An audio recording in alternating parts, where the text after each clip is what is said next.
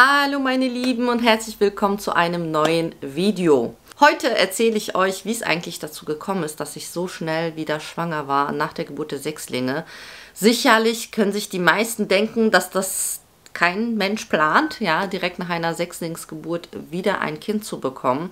Deswegen dachte ich, ich erzähle euch mal ein bisschen was darüber, denn das ist eigentlich eine ganz schön witzige Geschichte. Vor allem sind die meisten ja sehr, sehr verwundert, wenn sie so unsere Familie auf Instagram oder hier auf YouTube sehen, auf Fotos. Gerade wenn ich so die Sechslinge zeige, da ist ja immer noch ein Siebter dabei und dann kommt die Frage so, wer ist denn da? Da sind aber 7 und nicht 6 und die sind ja alle gleich groß. Das sieht ja aus wie Siebenlinge. Deswegen dachte ich, ich erzähle es euch hier nochmal. Genau, wir haben ja die große, die war ja ein Wunschkind, dann haben wir ja die Sechslinge bekommen. Zu den Sechslingen gibt es ja auch ein separates Video, wo ich ausführlich auch darüber erzähle, wie es denn eigentlich dazu gekommen ist, dass ich mit Sechslingen schwanger wurde. Also schaut auch da gerne vorbei, falls ihr es euch fragt. Die meisten von euch haben ja sicherlich schon mitbekommen, dass ich an einer Hormonstörung leide namens PCOS. Auch dazu habe ich ein separates Video gemacht. Das könnt ihr euch gerne anschauen, falls ihr dazu Fragen habt. Trotz meiner Hormonstörung bin ich aber nie davon ausgegangen, dass ich vor allem gerade so nach den Geburten irgendwie nicht schwanger werden kann und nicht verhüten muss. Also gar nicht. Gerade so nach den Geburten wusste ich auch, dass da die Hormone ja sehr, sehr durcheinander sein können. Deswegen habe ich mich auf meine Unfruchtbarkeit, sage ich mal, nicht verlassen und habe dennoch aufgepasst. So war es auch nach der Sechslingsgeburt. Da habe ich direkt, nachdem ich aufgehört habe zu stillen, also ich habe halt, als die Sechslinge geboren wurden, waren sie ja im Krankenhaus, sie waren ja noch im Inkubator, wurden per Magensonde ernährt und da habe ich halt meine Muttermilch immer abgepumpt und ins Krankenhaus bringen müssen. Erst als sie 1500 Gramm gewogen haben, durfte ich sie dann halt auch stillen und das habe ich halt in der Krankenhauszeit noch geschafft. Aber ja, ging es halt einfach nicht. Das kann sich, glaube ich, jeder vorstellen. 6 Babys zu stillen war also eine Herausforderung. Von daher, ja, war ich eigentlich immer so, wie es von der Ärztin verordnet war. Ne? Sobald ich immer aufgehört hatte mit den Stillen, musste ich ja immer die Pille nehmen. Ja, also es ist ja, deswegen schaut euch da gerne auf jeden Fall das Video an zu dem Thema PCOS, da ja leider vielen Frauen immer schnell die Pille verordnet wird bei der Hormonstörung.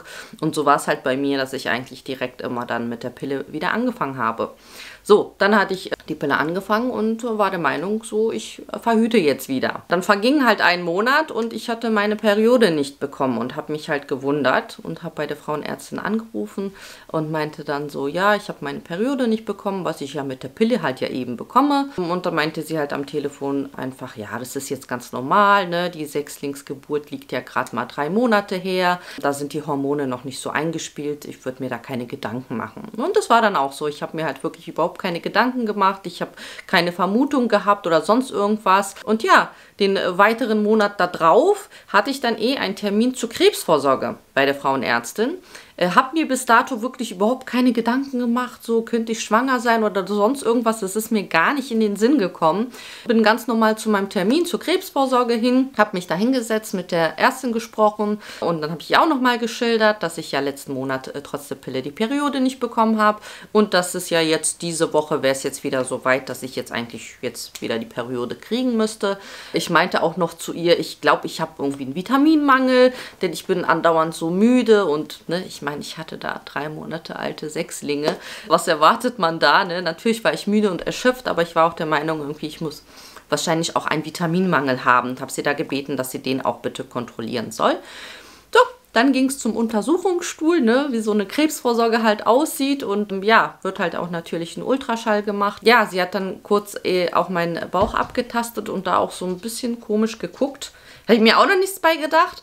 Und dann hat sie, ja, den Ultraschall gemacht. Ja, ich habe natürlich da auf den Monitor geschaut und habe mir echt nichts bei gedacht so und habe da hingeguckt. Und ja, auf einmal habe ich selbst gesehen, dass da ein Riesenkind zu sehen ist.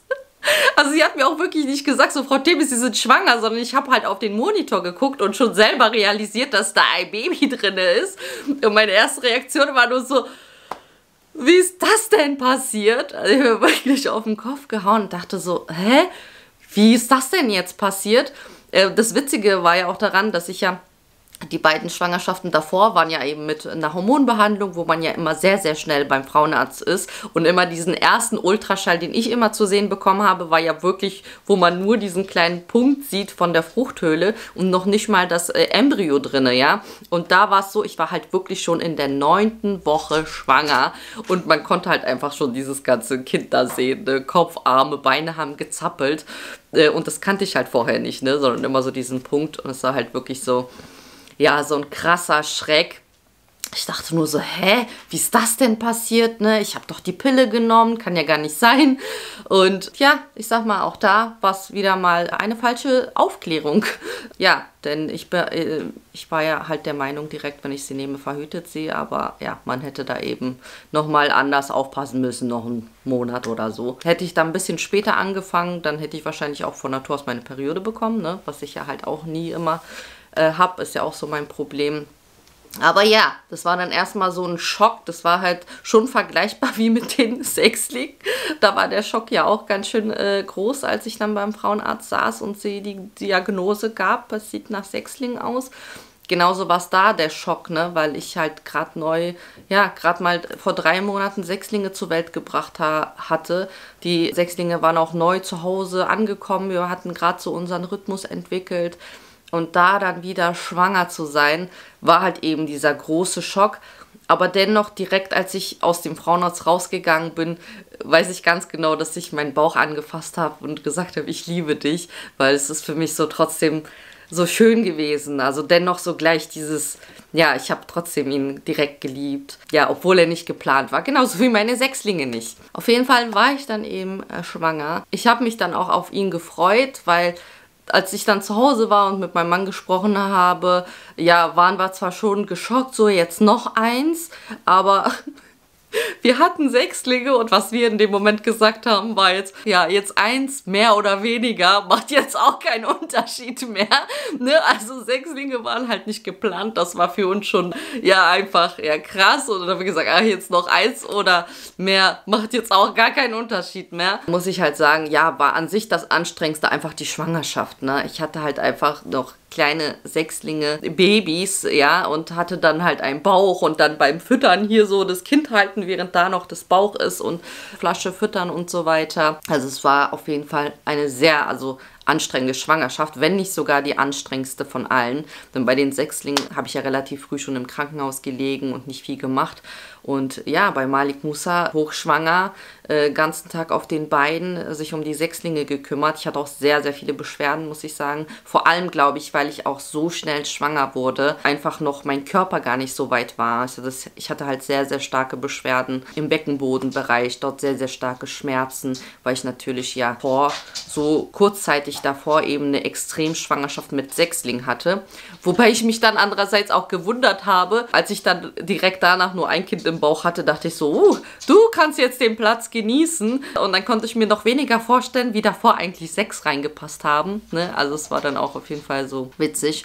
Und ja, und dann kam Malik Musa auf die Welt und dann hatten wir 8 Kinder. Und dabei eben 7 ganz, ganz kleine. Witzig dabei ist, weil, andere Mamas, die mehrere Kinder haben, die kennen sicherlich dieses Gefühl. Also bei mir war es auf jeden Fall so, erstes Kind war für mich super anstrengend. Ich komme halt aus einer sehr, sehr kleinen Familie. Ich habe halt nie mit Babys zu tun gehabt. Ich wusste nicht, was auf mich zukommt, auch obwohl sie ein Wunschkind war, war es für mich trotzdem so, ich wusste nicht, was halt auf mich zukommt. Und es war dann halt auch wirklich so, die ersten 3 Monate mit Maryam waren für mich super, super schwer. Sie sitzt übrigens, liegt hier und hört zu. Es war super, super schwer, Maryam. Also, weil ich einfach nicht wusste, was will sie. Sie weint, jetzt hat sie Hunger, hat sie Durst, was will sie eigentlich? Hat sie Bauchschmerzen? Ne? Also, es war wirklich so, muss ich sagen, eine anstrengende Zeit, die man nicht so wirklich genießen konnte. Dann war es halt so, dass wenn man sich dann das zweite Kind wünscht, was bei uns ja der Fall war, dann haben wir uns das zweite Kind gewünscht und da war es einfach so, ich habe mich so darauf gefreut, weil ich halt wusste, was auf mich zukommt. Also auch wenn es anstrengend ist, bei der zweiten Schwangerschaft ist man so viel lockerer, weil man einfach weiß, auch wenn es schwer ist, man weiß, was auf einen zukommt und man ist so drauf vorbereitet.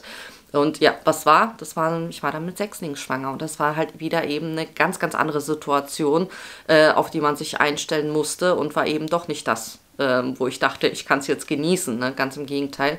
Aber was dann eben passiert ist, ist genau das mit Malik Musa. Er kam auf die Welt und wir waren schon den Stress mit Sechslingen gewohnt. Er kam dann einfach auf die Welt und er war da und er wurde mit den Sechslingen zusammen versorgt und er war halt einfach dieses Traumbaby, was ich mir immer gewünscht habe. Ja, er war so super pflegeleicht. Er hat immer nur gestrahlt. Ja, ich bin dann immer durch die Wohnung geflitzt. Er lag dann in seinem Bettchen oder in seiner Wiege und immer wenn ich nur an ihm vorbeigelaufen bin, dann hat er mich direkt angestrahlt. Ja, er war immer so fröhlich mit seinen großen Augen, halt immer so geguckt und gestrahlt und hat einfach, ja, hat nicht mehr Arbeit gemacht, so in dem Sinne, sage ich jetzt mal. Und war wirklich so dieses Traumbaby, das einfach so immer da war und gestrahlt und super süß und zum Knuddeln.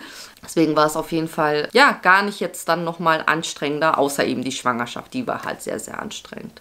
Und ja, was halt auch nochmal so ein Unterschied ist, wenn man Mehrlinge hat und einzelne Kinder, kann ich halt nochmal so sagen, dass ich da einen großen Unterschied sehe. Ne? Die Sechslinge waren dann halt wirklich so, als Malik Musa dann so ein bisschen älter schon wurde. Ne? Man hat ja dann noch gesehen, den Unterschied. Ne? Das irgendwann konnte man ja einfach diesen Altersunterschied ja gar nicht mehr sehen. Ich weiß gar nicht, wann das so anfing, so mit 3, 4 Jahren, glaube ich, ne? Ich blende euch ja immer wieder hier mal so ein paar Bilder ein. Da merkt man, dass man dann irgendwann nicht mehr den Altersunterschied sehen kann. Vor allem, weil ja auch die Sechslinge eben Frühchenkinder sind. Und als sie noch klein waren, man da eben noch den Unterschied sehen konnte, ne? Dass Frühchenkinder einfach da noch ein bisschen länger brauchen. Mittlerweile sieht man das jetzt nicht mehr denen an, dass sie Frühchen sind, aber wo sie klein waren, auf jeden Fall noch, ne? Also wenn ich jetzt vergleiche, Malik Musa und Meryem sind ja schon mit 1 Jahr gelaufen und durch die Wohnung gerannt. Ja, war es bei den Sechslingen so, dass sie mit 1 Jahr teilweise noch nicht mal sitzen konnten. Also ich weiß, dass Zehra konnte noch nicht mal damals sitzen mit 1 Jahr. Ja, genau, deswegen ging das eigentlich sehr, sehr schnell, dass die eigentlich aussahen wie Sieblinge.